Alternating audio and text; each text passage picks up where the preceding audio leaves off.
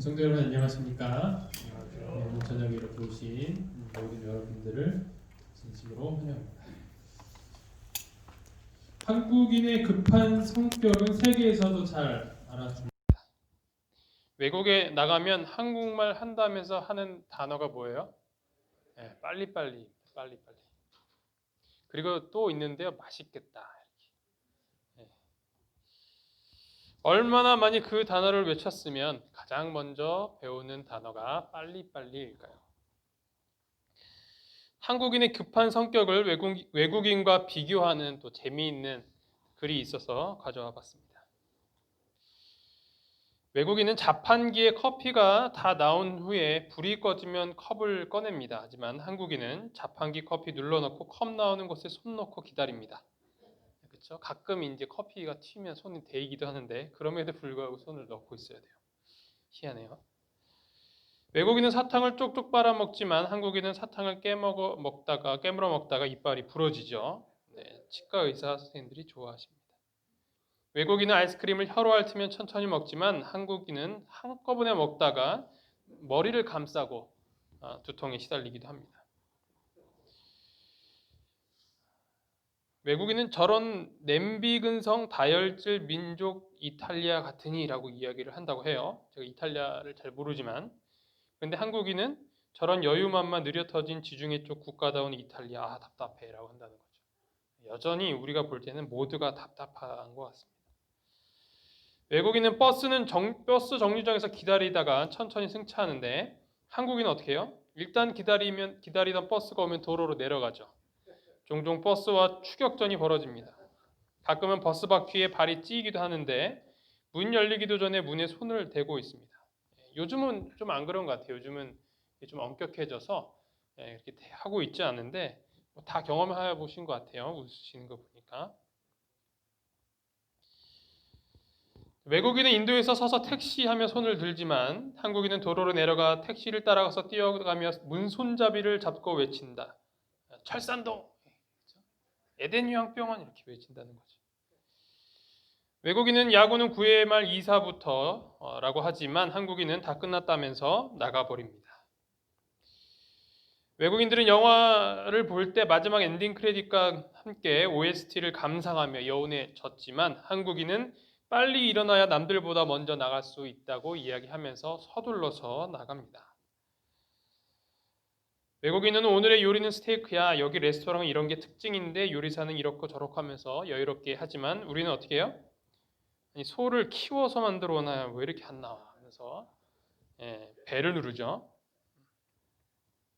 외국인은 그 영화 어땠어? 연기는 내용은 어땠냐? 라고 물어보면 한국인은 그래서 끝이 어떻게 됐는데? 라고 물어본다고 합니다. 뭐 웃으시라고 갖고 온 내용입니다. 다 이렇진 않지만 웃으시는 거 보면 공감되고 이미 경험하신 것들이 있었던 것 같습니다. 여러분들은 성격이 급한 편입니까? 아니면 여유로운 편입니까? 네, 뭐 다 다를 거라고 생각을 합니다. 저는 성격이 급한 것처럼 보인가요? 여유로운 것처럼 보인가요? 여유로워 보인가요? 예, 병원에 있으니까 그렇습니다. 남들이 보니까. 예, 그래서 그 어떤 목사님께서도 말씀하셨는데 참 감동되었던 게 부목사는 밥 뛰어다니지 말라라고 하시더라고요. 교회에서. 예, 항상 예, 여유롭게 시간이 많은 척. 예, 그래서 누구나 와서 물어봐도 아무런 부담 없이 상담할 수 있을 만큼 여유롭게 다녀라는 그 말씀에 큰 감동을 받고 그 다음부터는 결코 계단을 오를 때 두 칸씩 오르지 않습니다. 교회에서 항상 여유로운 척, 안 바쁜 척 그렇게 합니다. 실제로 뭐 요양병원에서도 그렇게 바쁘지는 않지만 그래도 항상 그런 모습을 유지하려고 노력을 하는데 실은 그렇지 않습니다. 많이 좀 급한 면이 없지 않아 있는데 예전에 비하면 참 많이 차분해졌다라는 생각이 듭니다. 하나님께 감사합니다. 이렇게 해주심에 감사합니다. 성경에도 보면 성격 급한 한 사람이 나옵니다. 오늘 그 성격 급한 한 사람의 이야기를 이렇게 살펴보려고 합니다. 사무엘상 13장 8절부터 10절에 있는 말씀입니다. 사울이 사무엘의 정한 기한대로 이레를 기다리되 사무엘이 길갈로 오지 아니하매 백성이 사울에게서 흩어지는지라. 사울이 가로되 번제와 화목제물을 이리로 가져오라 하여 번제를 드렸더니 번제 드리기를 필하자 사무엘이 온지라. 사울이 나가 맞으며 문안하매. 이 내용은 사울이 기다리지 못하고 결국 사무엘의 말을 어기며 자기 마음대로 번제를 드렸던 장면입니다. 이 일로 말미암아 그의 인생과 신앙은 점점 내리막길로 가게 되는 사건입니다. 너무나도 급하게 처리하는 바람에 이렇게 큰 우를 범하였던 사울이었습니다. 그런데 사울은 이 정도까지는 아니었던 것으로 우리가 초반에는 볼 수 있습니다. 이스라엘의 첫 번째 왕으로서 사무엘을 통하여서 기름 부음을 받았지만 그의 이야기들은 선보다 악이 더 많았던 것이 그의 인생의 말미의 모습이었죠. 그러나 그의 초창기 모습은 그렇게 되지 않았습니다.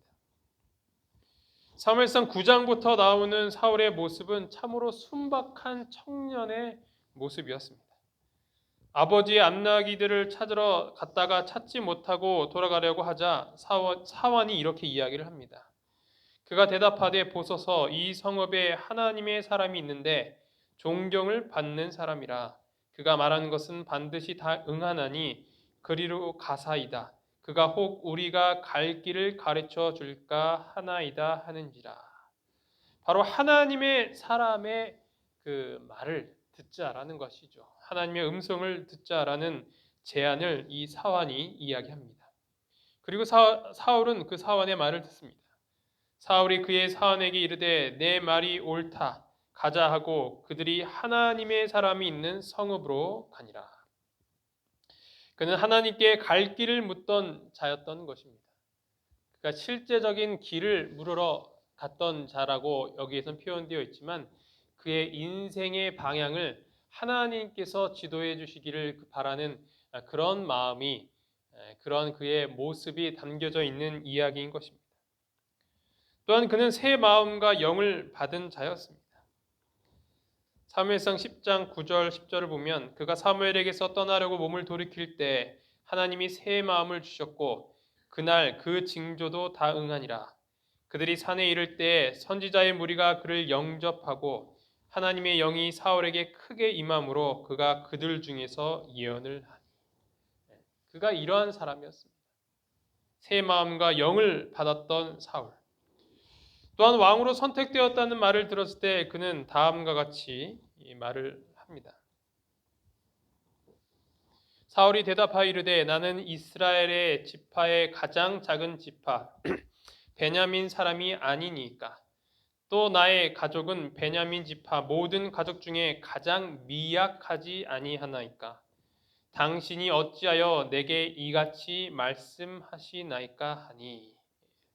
자신은 굉장히 미약한 그런 지파에 속해 있는 사람이다라고 이야기를 하죠.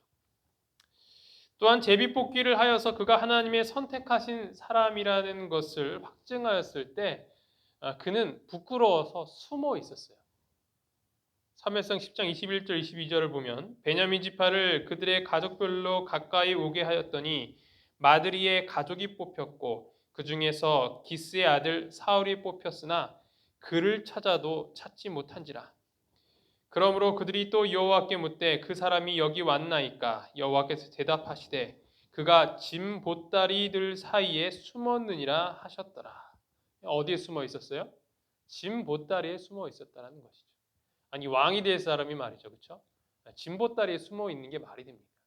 요즘 서로 자기가 왕이 되겠다고 여러 가지 정치 하는 그런 분들을 보면 여기저기 이렇게 뽑아달라고 그렇게 얼굴 내미느라 바쁩니다. 그런데 사울은 어떻게 했어요? 숨기에 바빴죠. 그는 참으로 겸손한 자였습니다.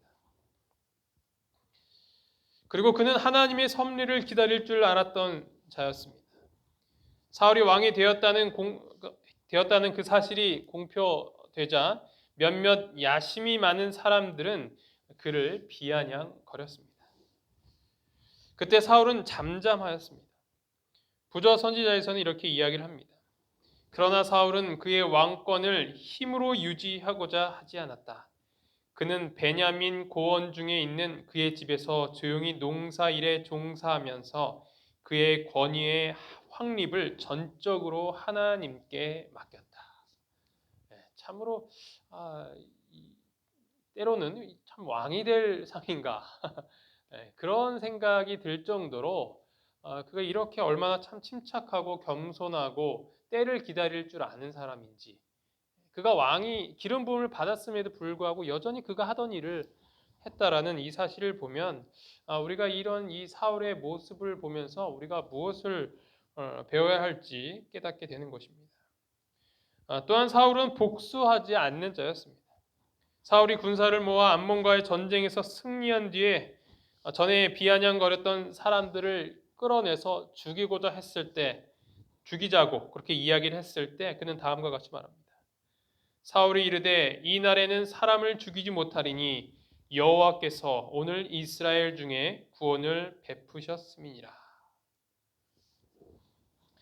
이렇게 사울은 초창기의 그의 모습을 보면 너무나도 참 모범적이고 겸손하고 하나님 안에서 그 모든 것들을 행하려고 노력했던 자라는 것을 확인을 해볼 수 있는 것입니다. 백성들은 하나님께 영광을 돌리지 않고 인간 사울에게 집중이 되었습니다. 그들이 하나님께서 이 모든 축복을 주셨다는 사실을 알았더라면 사울에게 못마땅한 일을 하였던 자들을 향한 복수의 마음은 감히 갖지 못했을 것이죠. 하지만 사울은 자신이 영광을 취하지 아니하고 그 모든 것들을 하나님께 영광 돌렸던 것입니다. 복수하지 않고 오히려 동정과 용서를 보여주었던 사울. 이랬던 사울이 부족한 것이 하나 있었는데 그것이 무엇이냐면 바로 조급함이었던 것입니다. 사울은 이와 같이 매력적인 외적 용모를 가지고 있었으나 참된 지혜로 구성된 보다 높은 자질은 결핍되어 있었다.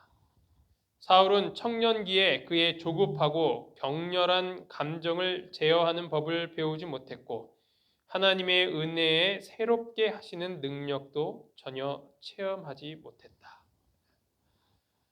그러니까 이 사울이 참 겉으로 보기에는 모든 것을 갖추고 참 신앙적인 사람이다라는 것을 우리는 여러 성경정들을 통하여서 확인할 수 있었는데 그 중에서 그에게 부족한 것이 있었는데 그것이 무엇이냐면 바로 조급함이었다라는 거예요. 어떤 그런 자신의 감정을 제어하는 법을 배우지 못했다라는 것입니다. 이것이 훗날 그가 왕이 되어서 위기의 순간에 왔을 때 그러한 잘못된 본성이 드러나게 되고 또한 그의 이 말미가 크게 잘못된 그 상태로 됐다는 것을 우리가 성경을 통해서 알 수 있는 것입니다.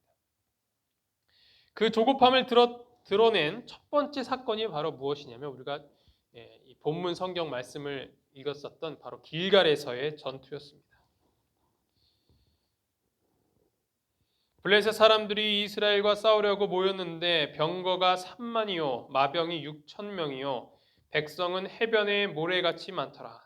그들이 올라와 베다웬 동쪽 믹마스에 진침해. 이 어마어마한 블레셋 사람들이 몰려오게 되자 백성들은 숨게 되고 요단강을 건너서 또한 도망가기까지 하게 됩니다. 그 이유가 그들이 많기 때문이기도 하였지만 더 중요한 이유가 있었습니다. 사울이 사무엘의 정한 기한대로 이레를 기다리되 사무엘이 길갈로 오지 아니하매. 이런 때를 대비하여서 사무엘이 명한 것이 있었습니다. 사울이 사무엘에게 기름 부음을 받은 뒤에 이같이 명령을 하였던 것입니다. 너는 나보다 앞서 길갈로 내려가라. 내가 내게로 내려와서 번제와 화목제로 드리리니 내가 내게 가서 너의 행할 것을 가르칠 때까지 7일을 기다리라.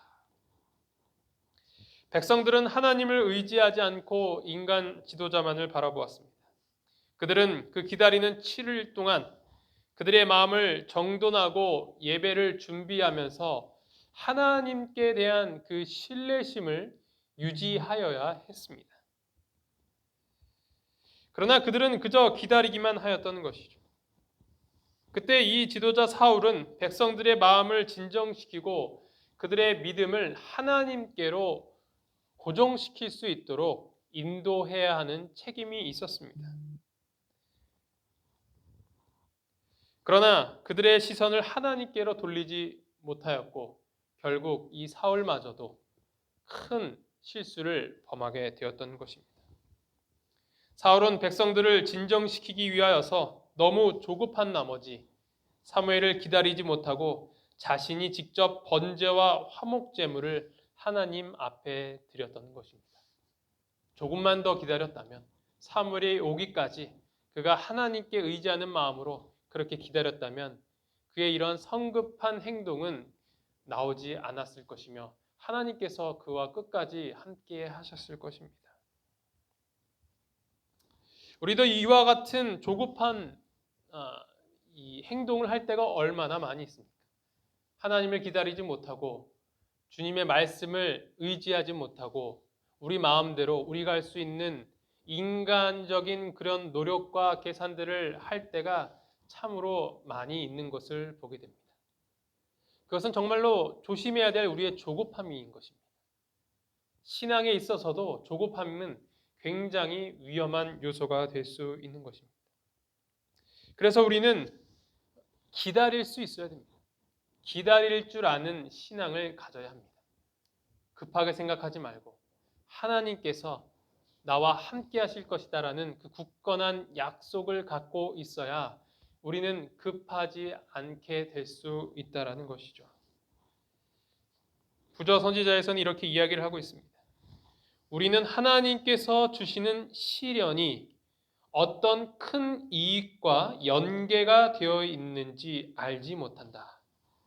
하나님의 말씀을 온전히 순종하는 길 외에는 안전이 없다.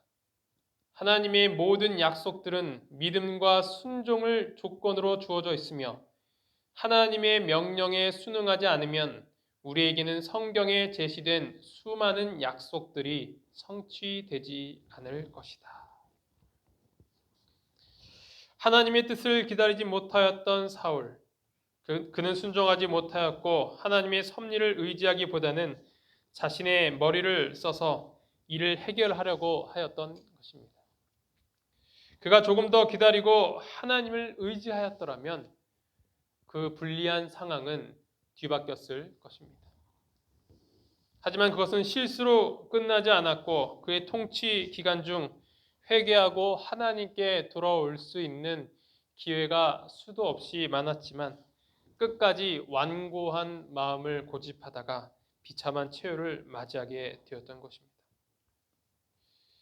사울은 단순히 급한 성격만 갖고 있던 것이 아니라 하나님을 의지하지 못하는 그런 우를 범하였고 사람을 의지하는 태도를 버리지 못했던 것입니다. 우리의 삶도 마찬가지입니다. 하나님 외의 것을 의지하게 되면 오히려 그것으로 망할 수 있다라는 사실을 우리는 기억해야 할 것입니다. 자기 꾀에 자기가 넘어간다라는 말이 있습니다. 그것은 하나님을 신실하게 믿어야 하는 우리 모든 그리스도인에게 공통적으로 적용되는 말씀인 것입니다. 우리는 항상 두 가지 선택의 갈림길에 서 있게 됩니다. 하나님의 말씀을 믿고 끝까지 기다리며 순종할 것인가? 아니면 사람의 계획을 따라 그것을 실천할 것인가? 하나님께서는 어쩌면 우리로 하여금 그러한 선택 가운데 일부러 두시는 것 같은 그러한 상황이 연출될 때가 있습니다. 사울이 사무엘을 기다릴 것인가 아니면 자신의 뜻대로 행할 것인가에 대한 갈등이 최고조로 달했던 그 순간까지 그 상황도 이끌으셨던 하나님의 분명한 섭리가 있었을 것이다라는 내용입니다. 하나님께서는 그런 시험을 주심으로 말미암아 모든 백성이 인간을 바라보고 인간적인 그런 노력을 한다 하여도 끝까지 하나님의 말씀을 순종하고 기다린다면 이 엄청난 축복이 임할 것이라는 그 교훈을 하나님께서는 가르쳐 주시기를 원하셨던 것입니다. 이러한 경험을 통하여 하나님께서는 사울로 하여금 자신을 버리고 인간 왕을 세워달라는 어리석인 이스라엘 백성들을 다시 하나님께로 시선을 돌릴 수 있는 정말 가장 훌륭한 왕이 될 수 있는 그런 좋은 기회를 가졌었던 것이죠. 그러나 사울은 그런 시험에서 혹은 그러한 기회에서 거듭 실패하였고 결국에는 비참한 결과를 맞이하게 되었던 것입니다. 하나님께서 오늘날 우리에게 원하시는 것이 있습니다. 그것은 의심하지 말고 끝까지 하나님을 믿으라는 것입니다. 그랬을 때 하나님께서 우리에게 분명히 약속해 주신다라는 것이죠. 우리는 일시적 감정을 따르거나 사람들의 판단을 의지하지 말고 계시된 하나님의 뜻을 바라보고 우리 주위의 환경이 어떠하든 상관하지 말고 하나님의 명확한 계명을 따라 행할 것이다. 그 결과는 하나님께서 책임지실 것이다. 이것이 하나님의 약속된 말씀이라는 것입니다. 하나님의 말씀대로 하게 되면 그 결과를 누가 책임져 주신다는 거예요? 하나님께서 책임져 주신다는 것입니다. 아니야, 이런 상황 가운데서는 말씀은 이렇지만 내가 판단할 때는 이렇게 하는 게 더 현명한 것 같다. 왜냐하면 이러한 예들이 있기 때문이지. 이러한 논리가 있기 때문에 이것은 하나님의 말씀을 그대로 따르는 것은 조금 아닌 것 같다라고 이야기할 때가 많이 있죠.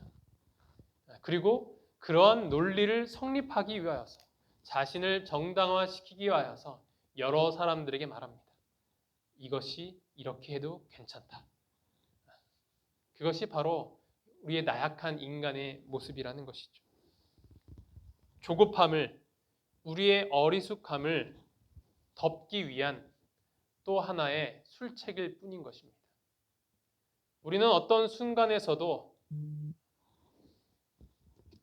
인간이 보기에 그것이 아닌 것 같이 보인다고 하여도 그것이 맞다라고 하시는 하나님의 말씀을 믿어야 하는 것입니다.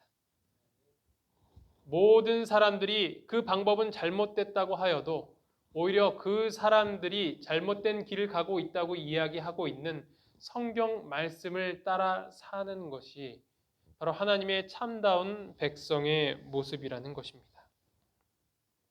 그렇기 때문에 조급해 하지 마시기 바랍니다. 조금만 더 참고 기다리고 믿으시기 바랍니다. 하나님께서 분명히 참고 기다리는 자에게 축복을 가져다 주실 것입니다. 지금 이 순간에도 기도로 인내하는 분들이 있을 거라고 생각합니다. 그때 인간의 생각과 계획과 그런 유혹이 있습니다. 하지만 그런 순간에 우리 모두 신실한 하나님을 믿고 따르기를 간절히 바랍니다. 사울이 번제 드리는 것을 마치자마자 기다리던 사무엘이 왔습니다. 조금만 더 참았더라면 상황은 완전히 달라졌겠죠. 가장 참기 힘들어서 막 넘어지려고 할 때 그 순간이 바로 하나님께서 역사하시는 순간이라는 사실을 오늘 이 시간 꼭 기억하시기를 간절히 바랍니다. 바로 그 전이기 때문에 하나님이 오시기 전이기 때문에 역사하시기 전이기 때문에 우리는 흔들릴 수밖에 없는 상황이 되는 것입니다. 그 가장 힘든 순간을 꼭 참고 기다린 뒤에 한없이 내려지는 하나님의 복을 마음껏 경험할 수 있는 저와 여러분이 되기를 간절히 바라면서 말씀을 마치도록 하겠습니다. 기도하시겠습니다.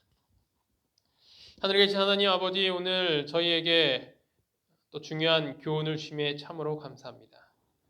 사울이 그의 삶 가운데서 초창기에는 누가 봐도 누구보다도 겸손하고 하나님의 사람인 것처럼 보였지만 그의 내면 속에 있었던 조급함, 기다리지 못하는 불신, 이런 것들이 그의 삶에 위기가 왔을 때 어떻게 작용하는지를 살펴보게 되었습니다. 아버지, 저희도 사울처럼 저희가 세운 계획대로 하려고 할 때가 얼마나 많이 있습니까? 주님이 오시기를, 주님께서 역사하시기를 기다리지 못하고 나의 방법대로, 나의 뜻대로, 나의 욕구대로 그렇게 하려고 할 때가 얼마나 많이 있습니까? 저희가 하나님께서 역사하실 때까지 묵묵히 참고 기다리는 자들이 될 수 있도록 인도하여 주시옵소서. 신앙의 조급함을 버리고 신앙의 여유로움을 갖고 하나님을 기다리는 자들이 될 수 있도록 인도하여 주시옵소서. 아버지, 이 자리에 기도응답이 미뤄지고 더디기 때문에 시험 가운데 있는 환우들이 있을 거라고 생각합니다. 아버지, 저희에게 더 이상의 시련을 주지 마시고 이 시험에서 저희를 건져 주시옵소서. 저희에게 하나님의 말씀을 끝까지 따를 수 있는 믿음을 허락하여 주시옵소서. 예수 그리스도 이름으로 간절히 기도합니다. 아멘.